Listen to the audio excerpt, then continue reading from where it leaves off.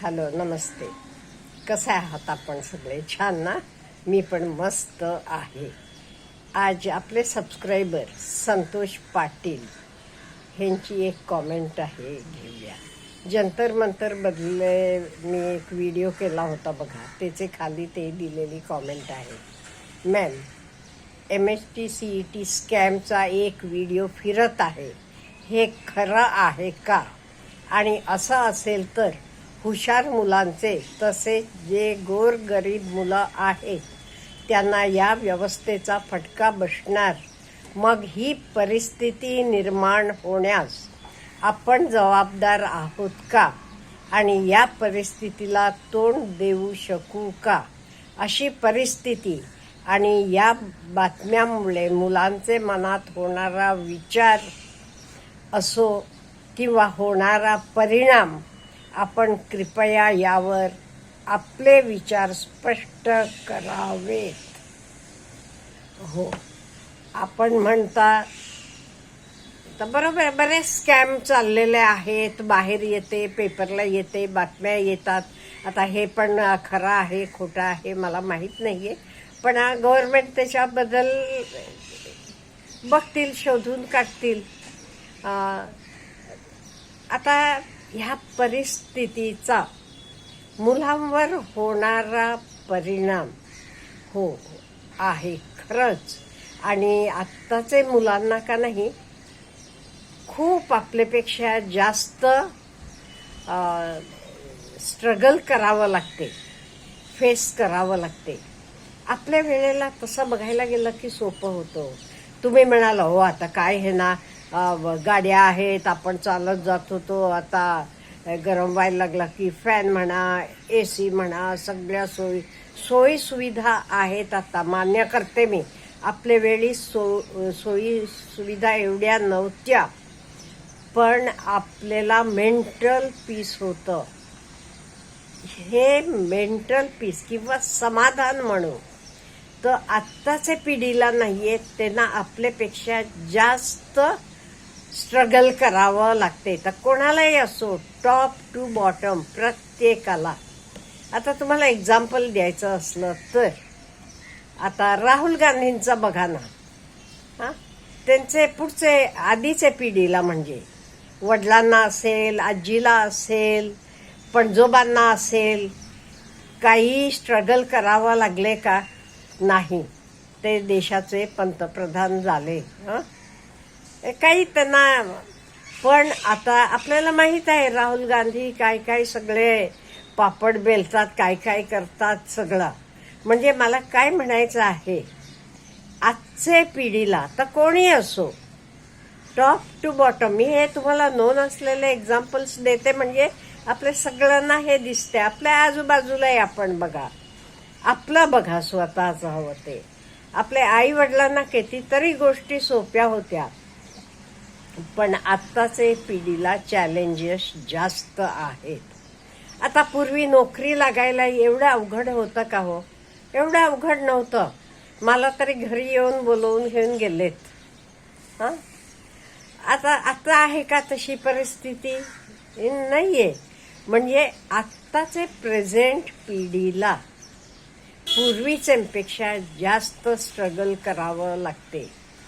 आता कोणी असू देत, रिझर्वेशनवाले असू देत किंवा ओपनवाले असू देत. ओपनवाले म्हणतात आम्हाला एवढे मार्क मिळाले तरी आम्हाला काही सिलेक्शन होत नाही, आमच्यापेक्षा कमी मार्क मिळालेले बाकीचे रिझर्वेशनवाल्यांचं होते. रिझर्वेशनवाल्यांना विचारा, ते काय म्हणतात, अहो आमचे वडिलांना आजोबांना किती सोपं होतं, आम्हाला बघा की आमच्यात पण आता कॉम्पिटिशन वाढलेलं आहे. म्हणजे मला काय म्हणायचं आहे, आजची युवा पिढी समाधानी नाहीये. त्यांना खूप स्ट्रेस आहे, स्ट्रगल करावं लागते. त्यामुळे वातावरण जरासं का, म्हणजे ते समाधान नाहीये त्यांना.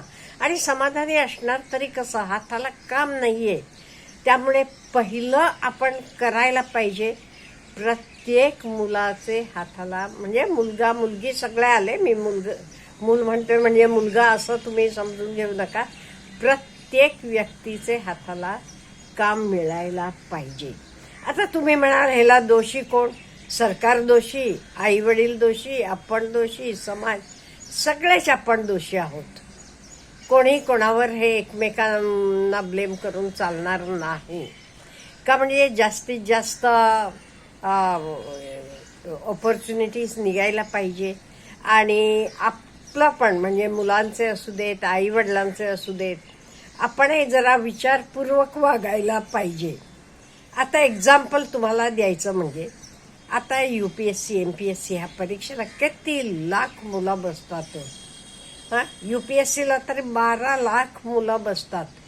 पोस्ट किती आहेत? 1000 पोस्ट. मग किती मुलांना लागणार ते नोकऱ्या आपल्याला माहीत आहे. मग बाकीच्यांचं काय? किंवा आपण किती वर्ष त्याच्यासाठी स्ट्रगल करत राहायचं हे पण जरा स्वतः आणि आई वडिलांनी ठरवायला पाहिजे. का म्हणजे किती वर्ष तुम्ही स्ट्रगल करत बसणार? 8-8 वर्ष. मग काय होते? मग कुठले तरी मिळेल ते जॉबला जावं लागते आधी तुमचं. त्यामुळे आपण ठरवून घ्यायला पाहिजे. मी प्रत्येक वेळेला म्हणते, प्रत्येकानं मला विचारलं तरी म्हणते, वर्षभर सगळं सोडून तुम्ही अभ्यास करून परीक्षेला बसा. झालं वेल अँड गुड. झालं नाही, नंतर काहीतरी नोकरीला लागा आणि नोकरी करून घरी आल्यावर अभ्यास करा. सकाळी जाईपर्यंत अभ्यास करा आणि मग परीक्षेला बसत जावा. त्यामुळे कुठेतरी प्रत्येकानं विचार करायला पाहिजे. हे आपण कसं सॉल्व्ह करू? नुसतं म्हणून रडत बसून काही उपयोग नाही. मग आपण काय करायचं? आपण आपलं व्हॅल्यू इन्क्रीज करायला पाहिजे आणि आपण हेच ना कसं बाहेर पडायचं हे सगळं आपण विचार करायला पाहिजे. प्रत्येकाला काही गव्हर्नमेंट जॉब पाहिजे म्हणून आहे का? प्रत्येकानं त्याला स्ट्रगल एवढा करून काय? जॉब लागल्यावर सुद्धा कितीतरी आपण बघितले IAS IPS ऑफिसर्स नोकरी सोडतात. नोकरी सोडतात. नोकरी लागलेली असताना आपल्याला वाटते कितीतरी लोक IAS IPS असं नाहीये, बरेच सरकारी नोकरदार सुद्धा आपण बघतो नोकरीला लागले तरी नोकरी सोडतात. म्हणजे असं नाहीये बाबा तिथे एकदा आपण जाऊन नोकरीला लागलो म्हणजे सगळं ओके, मग काही करावं लागत नाही. मग आपण आपल्यात काय बदल आणायला पाहिजेत हे मेनली बघायला पाहिजे. हो, मी म्हणते कायम पॉझिटिव्ह राहायला पाहिजे. हो, पॉझिटिव्ह राहिला तरच होते. आपण आपल्यात काय बदल आणायला पाहिजे? एक म्हणजे पहिला आपला आळस सोडायला पाहिजे. आपण आपली व्हॅल्यू इन्क्रीज करायला पाहिजे. नोकरी, मला अमुक नोकरी पाहिजे, मला 1 लाख पगार पाहिजे असं म्हणून चालेल का? तुम्ही जॉईन व्हा ना, नंतर तुम्ही पुढे पुढे तुमचं व्हॅल्यू वाढत गेल्यासारखा पुढे जाऊ शकता. त्यामुळे हे सगळे विचार करायला पाहिजे. आपण आपल्या आईवडिलांचं काय आहे, किती आहे, किंवा आईवडील सुद्धा कितीतरी आईवडिलांनी आपलं घरदार शेती विकून मुलांचे परीक्षांसाठी म्हणजे नीट असेल कुठल्याही परीक्षांसाठी सगळं विकून बसतात.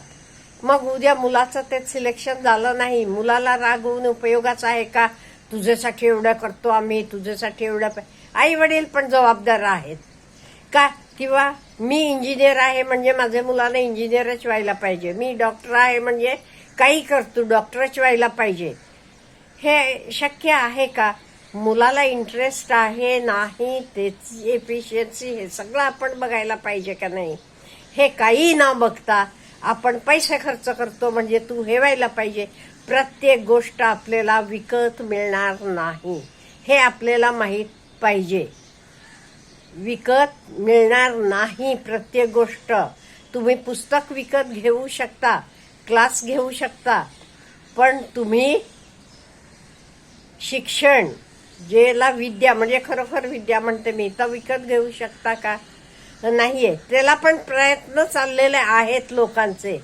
ते प्रयत्नामुळे हे सगळं स्कॅम होतात का?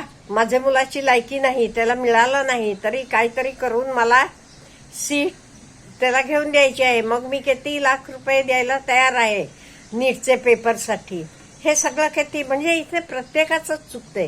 त्यामुळे प्रत्येकानं आपल्या चुका जराशा विचारपूर्वक सुधारल्या आणि जरा ऑनेस्टली राहायचं ठरवलं की प्रत्येक जण सुखी राहील, समाधानी राहील.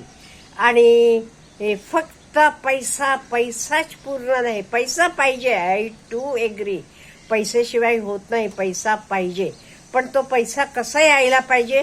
योग्य मार्गाने यायला पाहिजे, तरच आपल्याला शांत झोप लागेल. तो अयोग्य मार्गाने आला की आपल्याला झोप लागणार नाही, आजार येतील आणि कधीतरी आपल्याला माहित आहे काय होते. त्यामुळे पाहिजे पैसा, पण तो योग्य मार्गाने. हे आपण लहानपणीपासून मुलांना आपल्या कृतीतून दाखवायला पाहिजे. योग्य मार्गाने मी पैसा मिळवला की मला किती शांतता मिळते, मला किती समाधान मिळते, हे आपण आपल्या कृतीतून दाखवायला पाहिजे. Have a good day.